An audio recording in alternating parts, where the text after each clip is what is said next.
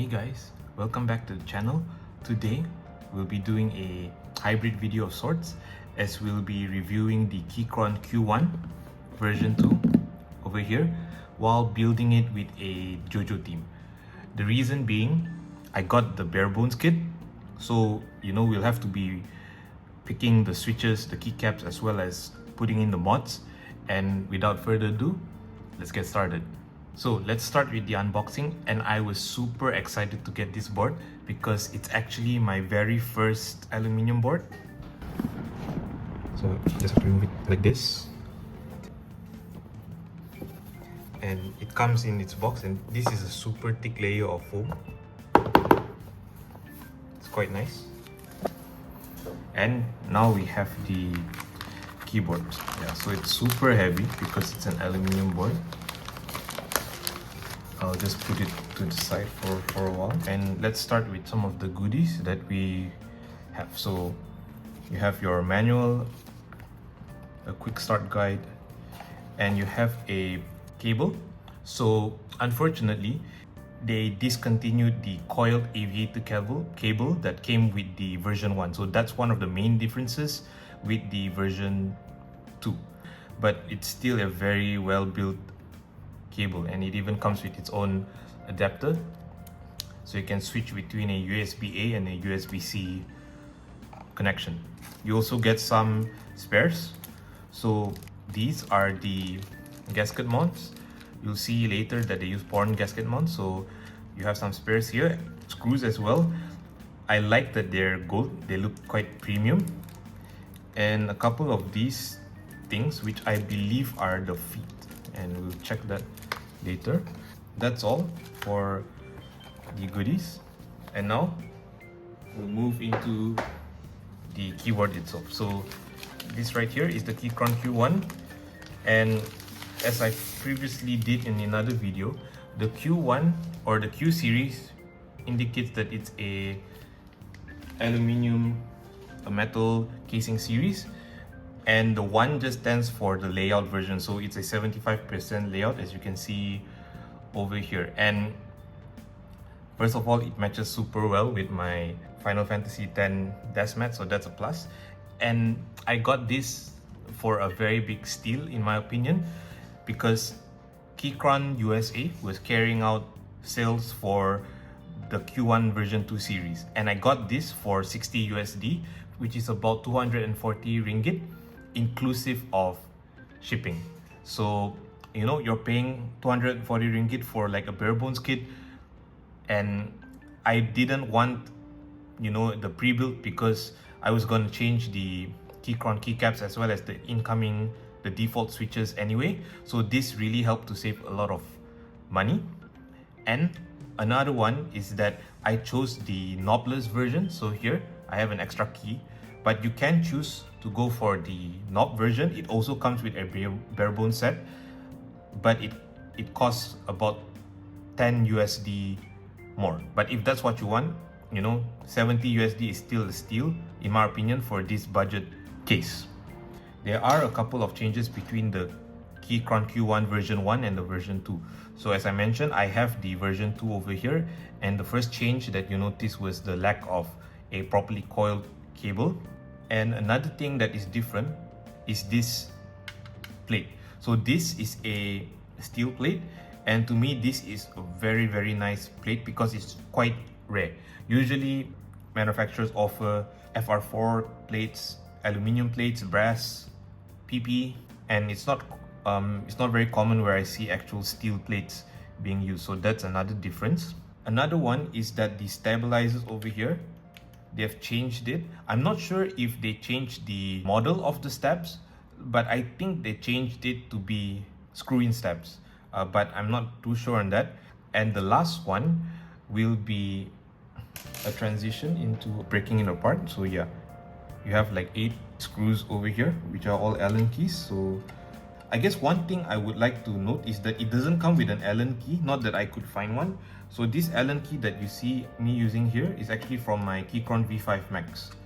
So that's something that you'll have to really weigh, and it's not that big of a deal because if you're in this hobby long enough, you would have an Allen key. But even if you're not, you might have some Allen keys lying around the house when you use to set up furniture, or if you have like a toolbox to fix the house, which I also have. So it's not really a death sentence, I would say.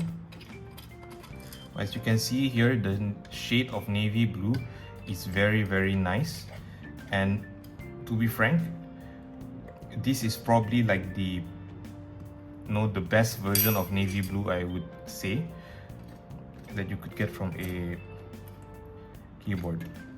And yeah, just one more thing. So I got the wired version. I didn't get the tri-mode connection because I don't plan to bring this around, and it's going to be cabled up anyway. So, and it saved a few bucks there. And the only other control you have is to switch between a Windows and Mac function, which always comes with Keychron keyboards. So yeah, this is the keyboard, and just be careful. You want to disconnect this here. Okay, the final difference for like a Q1 version 1 versus version 2 is these things over here. So you have these silicone gaskets, and from what I understand with the history is that it's basically there to act like some sort of force brake mod to basically decouple the pinging between the top plate as well as the bottom case. So as you can see, it's a super pingy case, and it's supposed to help with that. But from what I understand, it's not going to be that effective, so we might have to put another set of force brake mod using masking tape. But otherwise, you can see this is the top plate, very nice, and this is the bottom case. And I don't know if you can see, but this case form might not as well exist. It's so thin because there's literally no room for much of anything else. I actually opened this keyboard before because I wanted to test out the kill mat mod or the sound dampener mod, which is using a vehicle dampening item over here, and it was 1 millimeter thick and it couldn't fit. So honestly, as you will listen to the sound test later, there's almost no room for resonance in this keyboard, and it just sounds super dead. It will be very clear later. But for the time being, let's just roll with this. And now this is the PCB as well as the plate. So as I mentioned, the plate is still quite rare, and you have your PCB over here. It's really nice, I would say.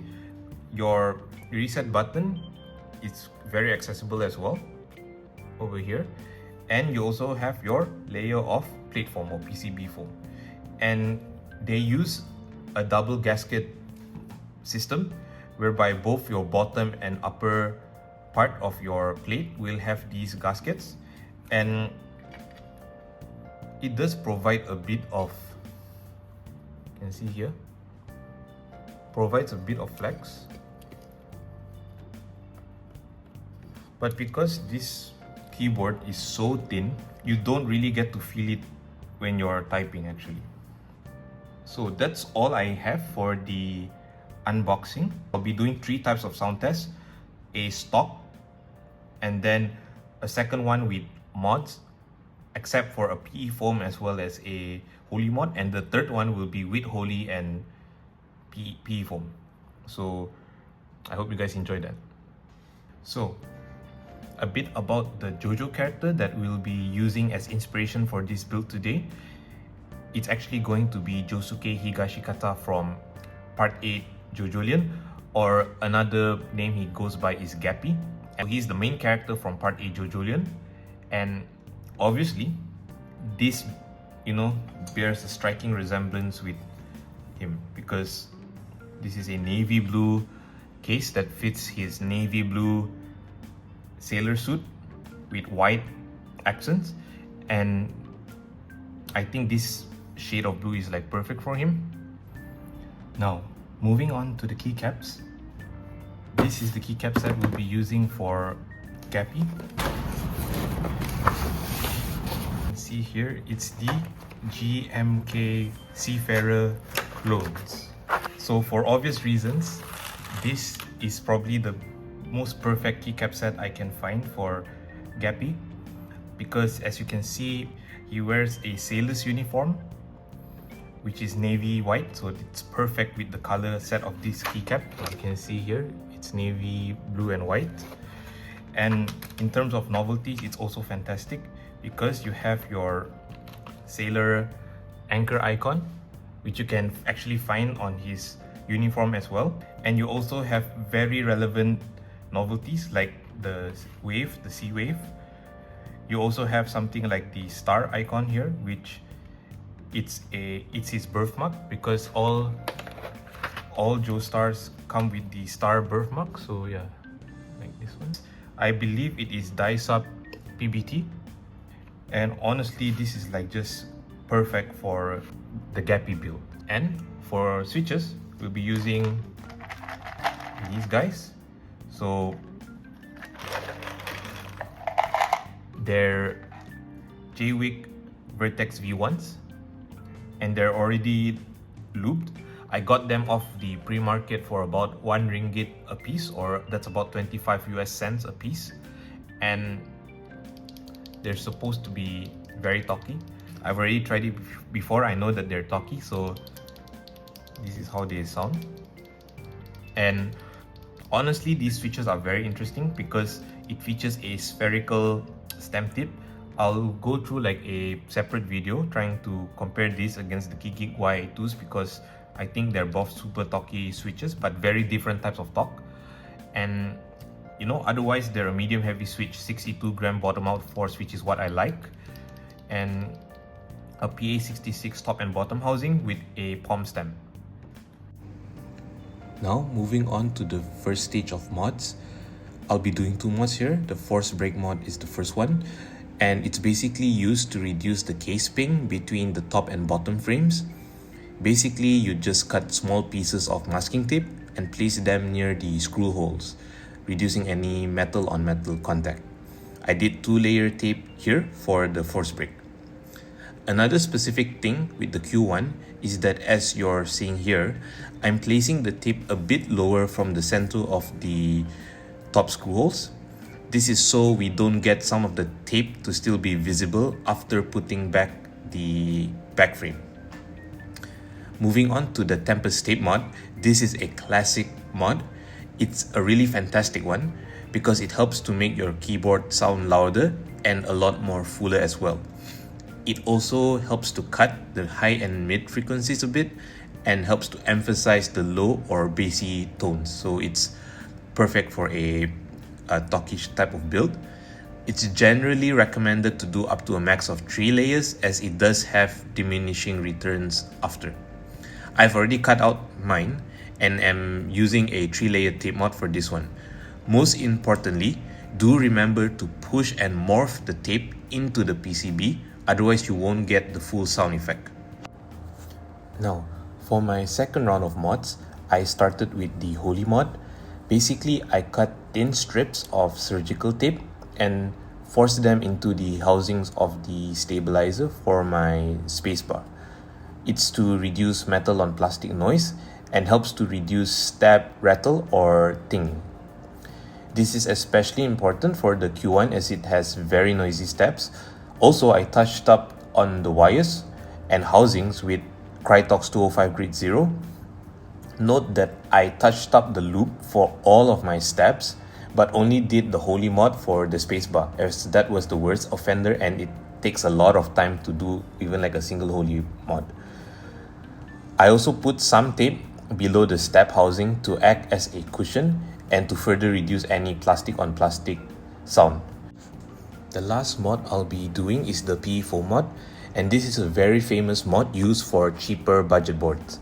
It involves using a PE foam that you can get from a local stationery shop and cutting it to the shape of your PCB. As you can see, I've cut out mine already. Just make sure to cut out holes for your stabs and then poke or slit holes for your switch bottom housing. You don't need holes for the pins because they're sharp enough to pierce through the foam, but you do need them for the bottom housing. Also, if possible, try to get 0.5 mm PE foam. What I have today is a 1mm foam, and certain switches I have didn't work on it. I believe it's because the PE foam is too thick and certain switches have very short pin designs that it can't connect to the PCB. But this won't be a problem for my Vertex V1s. Another thing to be careful with is that your PE foam has to be evenly spread out across the PCB. I do this by installing switches line by line to hopefully spread out the looseness to the edges.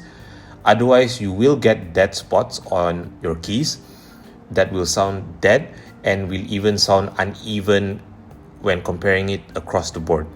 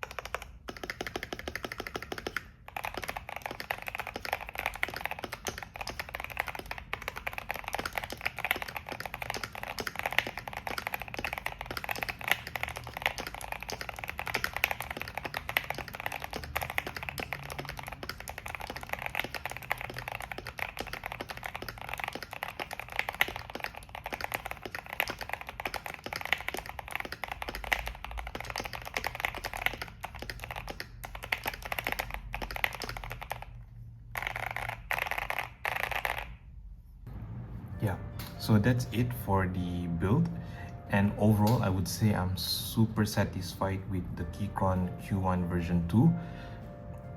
It starts off very mediocre, I would say, but you know, just give it a bit of mods and it sounds fantastic. Like, it sounds absolutely great after the modding. It looks fantastic, I would say. I'm very happy with the coating that they're using. It's very nicely done and very even. The keycaps are also fantastic in my opinion. Honestly, it's just a very good wired keyboard. I don't really have much of any complaints, I would say. For $60, you're getting such a good starting point, I would say, especially if you get it on offer. So yeah, I'll be using this for quite a bit. And until next time, see you guys and peace out.